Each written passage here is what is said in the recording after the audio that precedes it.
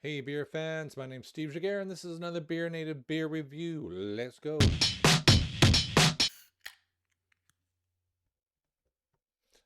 Oh, whoa, that's messy. There we go. If you're new to the channel, subscribe. Follow me on Untappd. On Untappd. Steve Jaguar on Untappd. It is just here. We're on screen. And I'm on Twitter if you like. Instagram and Twitter is for when beers I have I don't put on here, which is a lot, actually. Probably embarrassingly so. What are we going to do today? All right, we're going to be reviewing GlassHouse Brewery. I've had one beer from them before. If you were on Untappd, you'd know about it. This one is a single hop IPA with Simcoe Cryo. And it's called, what's it called? I just had it on the screen. GlassHouse Bump the Acres. There it is there. Oh, let's get it on camera. Cryo Simcoe, single hop IPA. It is a 6%, I believe. We check the back. Well, I can just check the back for you. Written in micro print. That's how these things get you, right? The higher the alcohol, the smaller they write it on the darn can. I really don't see it. I'll figure it out in a moment because we'll look at where I bought it. I think it's a 6%. But what's cool is I like single hop IPAs. And I really like it when something weird, like a weird hop, like the Motera we did last week, that was kind of like a hop forward of a single hop, even though I had some other things in it like Simcoe. But this is a Simcoe Cryo. So I've had lots of Simcoe. It's kind of like the de facto, one of the de facto hops of the IPA world, very West Coasty. And this is the Cryo version. What does Cryo mean? Well, very quickly, it means that they get rid of all the leafy crap off the hop, and you're just talking about like pure oil resin. It gets rid of some of the flavors that hops can impart into the beer, and also stops the hops like sucking all your beer away and becoming a sponge. So dual purpose, but you don't necessarily want to use it all the time because people have certain flavors they expect from hops. So this will be interesting because they've gone straight cryo. Woo! Let's try it. Boom.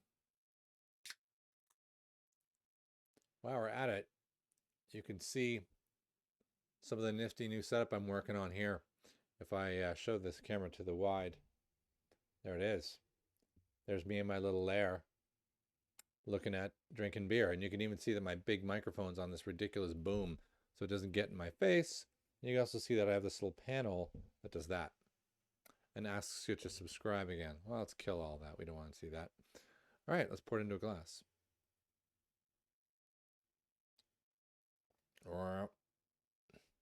It's a nice little color, very yellow.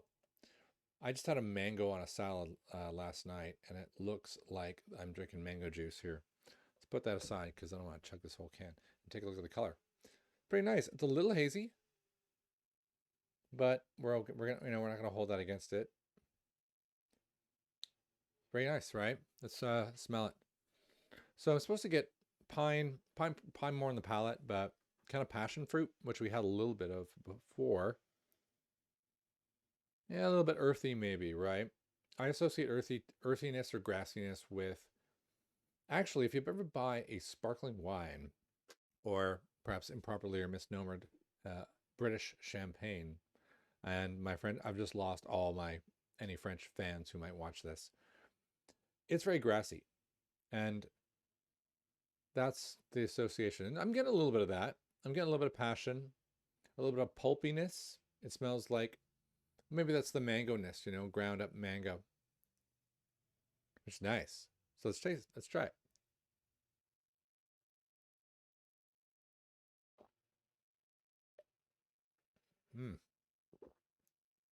So last week's Motera was bitter beyond bitter. It was a punch in the face. If you like that sort of thing, this is similar. It's got a strong, hard-hitting piney bitter, which is really nice.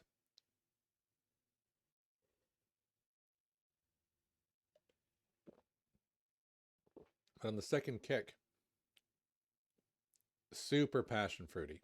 Like, I'm just chomping on passion fruit. That's really good.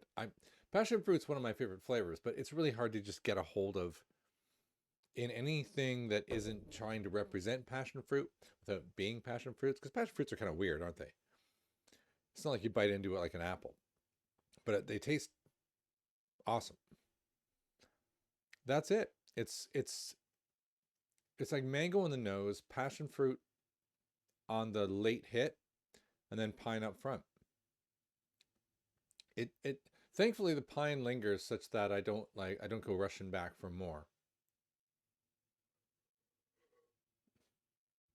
GlassHouse. So I'm drinking out of the appropriate glass. So let's talk a little bit more about GlassHouse.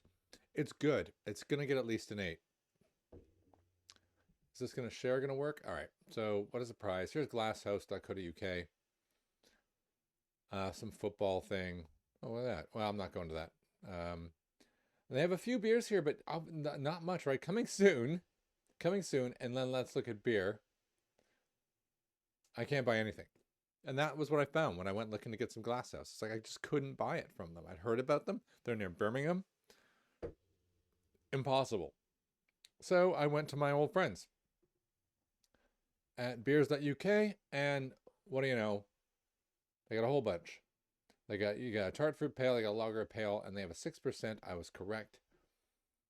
IPA there, and I could click through and I can learn more about it because they have a lot of cool things. So they're talking sticky pine sap. That's pretty specific. Really? Like, who eats or smells or licks sticky pine sap? I'm from Canada. We get that stuff all over the place. What are you talking? All right. They're saying peach on a wonderfully smooth grist. Yeah, I'll give them that. Peach. Let's try again.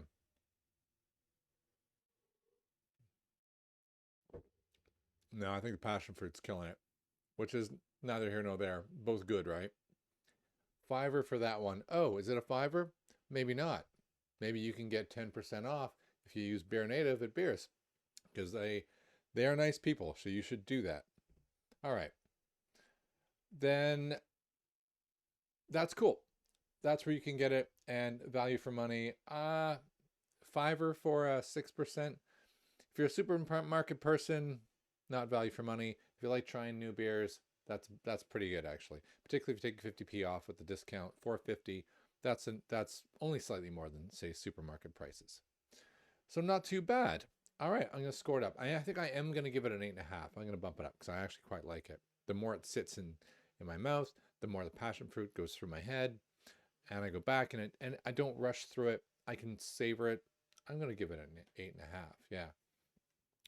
Do I like the rest of the package? By the way, I'm going to change my scoring pretty soon. I'm going to make a new video for it.